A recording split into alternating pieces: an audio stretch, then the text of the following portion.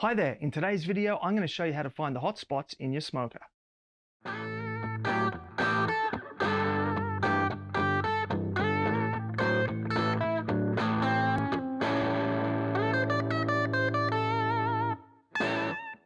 there, I hope you're well wherever you are and you got that thin blue smoke rolling. In today's video I'm going to show you how to find the hot spots in your smoker, and we're going to do it on the stretch smoker oven from JAGRD wood fired. This is super easy to do and it's really useful information to know.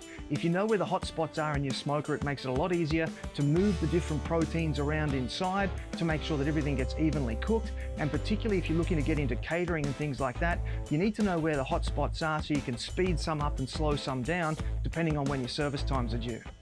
Now we're going to be doing this today on my stretch smoker oven from JAGRD wood fired. It's a really interesting design and it's going to be really interesting to find out where the hot spots are on it.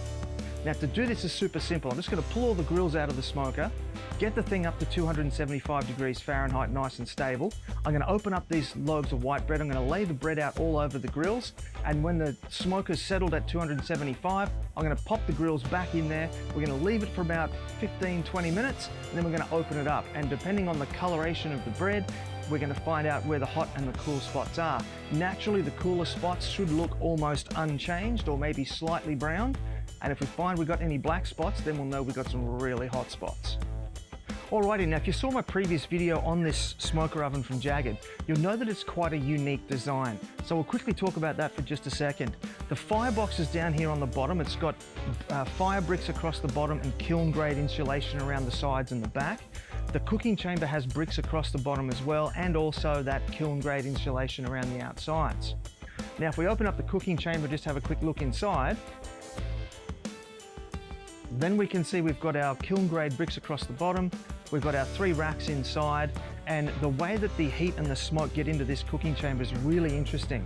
Now of course the fire is directly below the cooking chamber here, so these bricks across the bottom, they're going to absorb a lot of that heat and radiate that heat upwards. But the actual heat and the smoke travel up through the sides of the unit, around the top and back down inside that way.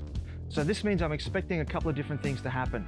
First of all, I'm expecting to see the bottom row to be a bit hotter, and I'm expecting on the top row to have 2 hot spots on either side as that hot air and smoke comes back in. But that's enough about my hypothesis. Let's put it to the test.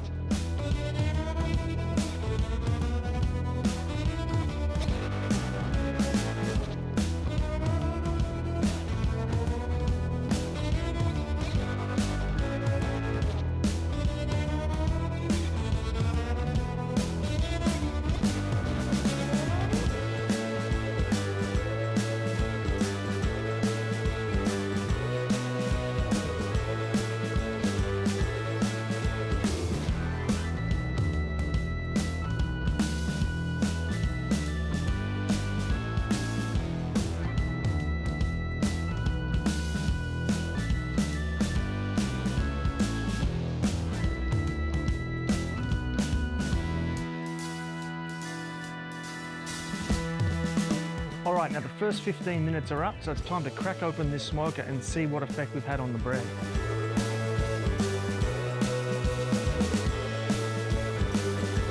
So there's no real difference here on the top shelf.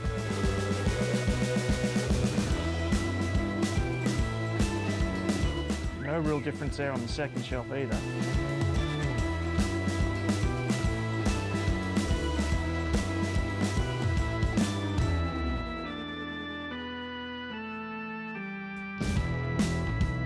Alright, so you can see on this bottom shelf here that some of those pieces are starting to curl up from the heat that's coming through from those bricks beneath. They've also changed colour slightly on the bottom, which the other ones haven't. Now all of the pieces of bread on all of the shelves are all starting to get quite crunchy like toast, which is really interesting, but there's not a whole lot of difference there after 15 minutes on those 3 different shelves. That's pretty impressive. Alright, now that's the 3 trays of bread all finished in the JAGRD. Now there wasn't a whole lot of difference between the 3 trays. So this one's come off the bottom tray. You can see that it's curled a little bit, and on the bottom it has just slightly started to colour after 15 minutes. The one off the second shelf is still dead flat, no colouring. And the one off the top shelf is still dead flat and no colouring. Now they are all crunchy, and they're evenly crunchy across all of the different sides on all of the different pieces. I feel like I'm improvising some musical instrument here, playing the toast. So there you go, that is finding the hot spots on a JAGRD wood-fired smoker oven. You can see it is extremely even throughout. There's a slightly higher temperature on the bottom, but that's to be expected with those bricks at the bottom radiating up. That would be perfect for browning off some pizza bases, things like that. But I am super impressed, I'm super stoked. The insulation is doing a fantastic job of ensuring a nice, even heat distribution throughout the whole unit. So that's it, folks. That's finding the hot spots in a JAGRD smoker oven. Make sure you let me know in the comments down below what you'd like to see me put in there next. And that's it for today. So until next time, take care of each other and keep on queuing.